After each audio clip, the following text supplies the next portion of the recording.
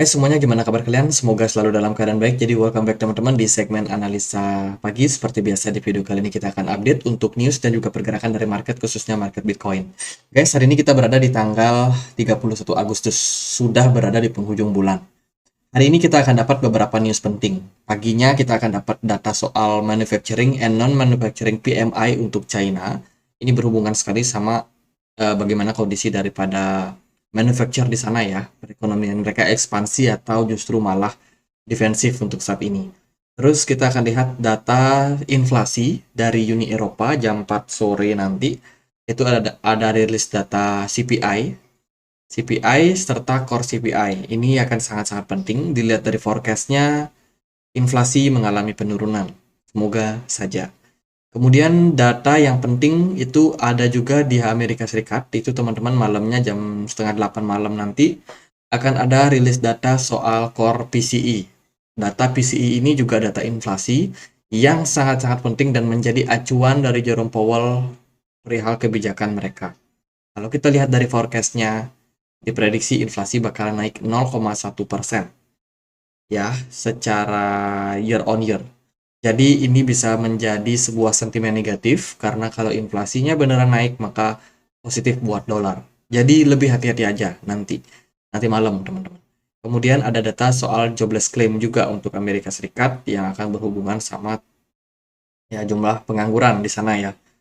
Jadi itu beberapa news yang sangat penting untuk hari ini. Hati-hati sama volatilitas, market mungkin akan pump and dump malam ini, teman-teman. Karena sekarang ada di penghujung bulan, otomatis besok kita akan dapat closing time frame monthly untuk pergerakan dari market. Jadi ya itu, volatilitas sangat-sangat mungkin terjadi malam hari nanti sampai paginya besok. Kemudian, teman-teman, nah, kemarin kita dapat beberapa data penting. Salah satunya adalah penjualan rumah, ya penjualan rumah pending home sales untuk Amerika Serikat. Trennya ini mengalami peningkatan, teman-teman. Jadi penjualan rumah tertunda meningkat. Mungkin nggak bisa bayar kredit, sehingga tertunda dulu. Kemudian ada data soal good trade balance. Ini soal pangan ya, ketahanan pangan, teman-teman. Posisinya lagi jelek banget nih. Dari sebelumnya minus 88,8 billion, sekarang minus 91,18 billion. Jadi ini datanya jelek banget. Kemudian data GDP dari Amerika Serikat mengalami kenaikan dari sebelumnya 2% naik menjadi 2,1%. Itu teman-teman data yang cukup penting, jadi hati-hati untuk perdagangan hari ini. Sementara itu dari yang lain, Binance baru saja mengepakkan sayap mereka ke Amerika Latin ya. Mereka baru aja bekerja sama untuk melaunching yang namanya Crypto to Bank. Jadi ini sebuah payment, sebuah cara untuk melakukan deposit, transaksi, begitu pula withdrawal ya, dengan bekerja sama dengan perbankan yang ada di Amerika Latin, yaitu berbasis di Argentina sama di Kolombia. Ini adalah upaya untuk Binance tentunya supaya tetap bisa survive, bagaimana mereka benar-benar di reject di banyak negara ya, di banyak benua, di Amerika Serikat, Uni Eropa, kemudian Rusia juga kemarin katanya Binance keluar. Sekarang mereka ya diterima di Amerika Latin, negara-negara Amerika Selatan, kemudian juga mungkin di Asia juga ya, mayoritas Asia memang masih cukup ramah terhadap Binance. Nah, ini Elon Musk, teman-teman. Elon Musk atau X, Twitter ya, teman-teman. Twitter semakin dekat sama yang namanya lisensi untuk payment mereka. Baru aja dari regulator, teman-teman, itu mengesahkan atau memberikan izin untuk yang namanya X ya, atau Twitter, itu untuk memberikan layanan berupa money transmitter, termasuk juga penggunaan cryptocurrency untuk Twitter. Nah, ini meningkatkan spekulasi orang-orang nih, apakah X akan menerbitkan atau akan mengesahkan sebuah alat transaksi yang sah untuk platformnya ya.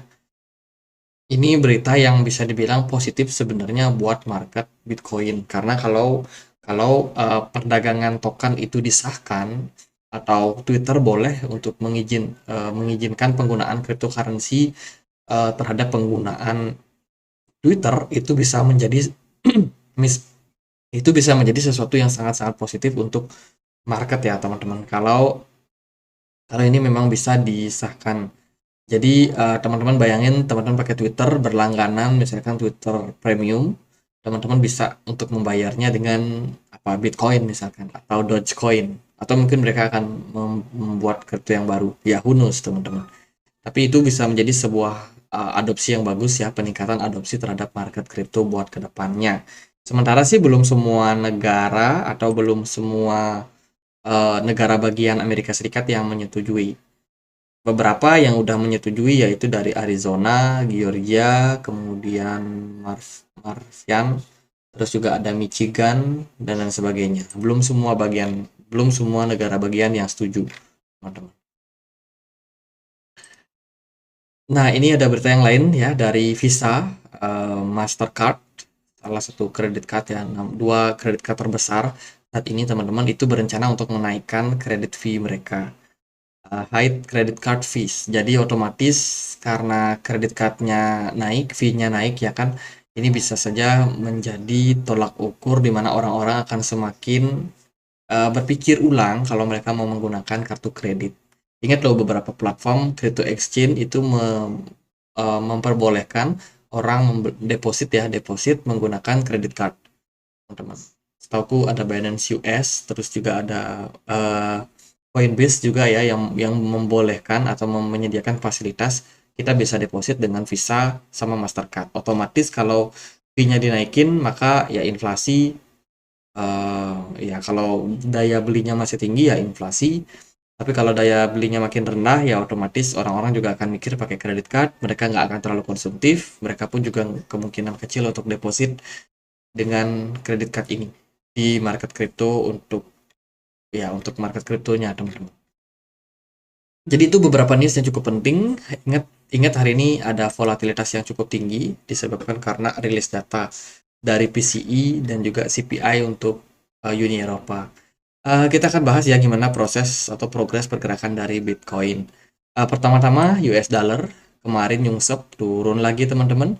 US dollar turun, XAU ini naik ya, gold menguat.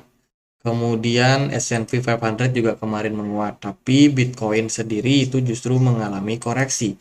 Setelah sebelumnya Bitcoin sempat spike naik lumayan tinggi sampai 28.000, 28.000 berapa nih? 28.100 ya. Bitcoin akhirnya mengalami koreksi ke 27.200. Dari proses pergerakan koreksi yang terjadi, menurut saya cukup wajar dan juga relevan. Saya sendiri sih expect kalau Bitcoin bakalan kembali melanjutkan penurunannya sekarang, teman-teman untuk mencari wave 5-nya. Target saya sih di support kuat di kisaran level 23.500. Nah, karena sekarang akan ada volatilitas yang mungkin berpeluang terhadap pergerakan dari market, ya kita nggak tahu apakah Bitcoin bakalan ditendang naik nanti ya, mungkin bisa menembus 28.000 malam nanti. Kalau rilis data PCE-nya mungkin inflasi turun teman-teman, itu bisa menjadi sentimen yang positif untuk Bitcoin. Tapi kalau inflasinya naik, dolar yang bakalan positif dan otomatis aset-aset lain bakalan tertekan. Nah, kalau kita lihat dari volume perdagangan, sebenarnya volumenya lumayan bagus. Di perdagangan kemarin, 2 hari lalu juga masih terbilang bagus. Smart money-nya masih kosong, teman-teman. RSI masih dalam tren kenaikan. Nah, ini kita tinggal tunggu aja nih, kemana kira-kira arah pergerakan dari Bitcoin untuk kedepannya.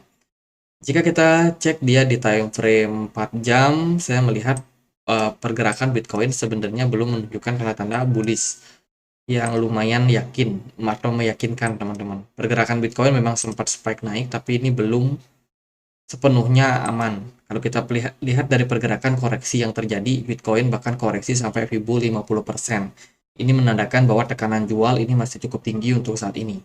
Volume perdagangan pun juga terbilang masih cukup oke, sangat bagus, dengan smart money yang masih stay di market. Jadi ada indikasi Bitcoin memang masih bisa berpeluang untuk menguat lagi jangka pendek teman-teman. Jadi lebih kayak ya menurut saya sih hati-hati aja untuk posisi sekarang. Sementara itu BTC Dominance masih menunjukkan tanda-tanda yang cukup kuat dan berpotensi untuk kembali menguat. Jadi altcoin otomatis bakalan tertekan. Itu buat outlook market secara keseluruhan. Lalu kalau kita perhatikan dari pergerakan Bitcoin sih, sementara Bitcoin ini masih cenderung mendapatkan tekanan yang lumayan tinggi, teman-teman. Market masih belum yakin sepenuhnya terhadap Bitcoin untuk sekarang ini ya, meskipun kemarin sempat naik karena ada sentimen yang positif dari penurunan dolar, serta juga ada kemenangan dari Grayscale. Teman-teman, sebelum aku lupa nih, Binance akan menghentikan dukungan menggunakan BUSD. Jadi kalau teman-teman masih melakukan transaksi dengan BUSD, kalian masih punya waktu sampai Februari 2024 untuk kalian mengurangi kepemilikan dari BUSD kalian. Mungkinkah itu di-convert ke USDC atau USDT, atau mungkin dibelikan kripto aset yang lain. Jadi jangan sampai teman-teman masih hold BUSD kalian sampai 2024, karena Binance akan menghapus ketersediaan atau penyediaan layanannya. Dari data sentimen menunjukkan memang market cukup positif ya, menerima positif terhadap pergerakan ataupun news kemarin soal Grayscale yang menang melawan SEC, teman-teman. Jadi bisa dibilang sentimen kemarin cukup positif. Kemudian ini ada CryptoBank Seba mendapatkan advice on virtual asset di Hong Kong. Ini salah satu bank yang regulasi di Hong Kong ya, itu sudah diberikan izin, approve untuk menyediakan layanan untuk market kripto, teman-teman di sana. Jadi itu bagus. Itu sih. Beberapa hari ke depan, di awal bulan, teman-teman, tanggal 1, tanggal 2 itu akan ada deadline untuk approval beberapa layanan atau beberapa ETF yang akan mendapatkan kepastian, teman-teman. Sementara ini sih masih first deadline. Jadi kalau menurut saya sih ada kemungkinan dari SEC sendiri bakal menunda sampai final deadline-nya. Tapi kita nggak tahu lah, teman-teman. Ini bisa berpotensi volatile jika ada indikasi SEC approve untuk mereka punya ETF yang akan disetujui. Kemudian ini ada beberapa konteks ukuran mengapa Grayscale Bitcoin ya, GBTC adalah masalah besar. GBTC kalau direstui oleh SEC maka akan menjadi salah satu aset yang cukup besar dan juga berpengaruh. Teman-teman bayangin, Grayscale Bitcoin Trust itu bakalan punya sampai 635.000 Bitcoin ya, kalau disetujui, maka mereka akan berpotensi untuk melakukan akumulasi cukup besar terhadap Bitcoin supaya bisa menawarkan ETF. Teman-teman, adopsinya bakalan sangat-sangat besar untuk Bitcoin. Ini melebihi apa yang dimiliki oleh Mt. Gox, kemudian Tether Holding. Tether kan sempat beli tuh Bitcoin.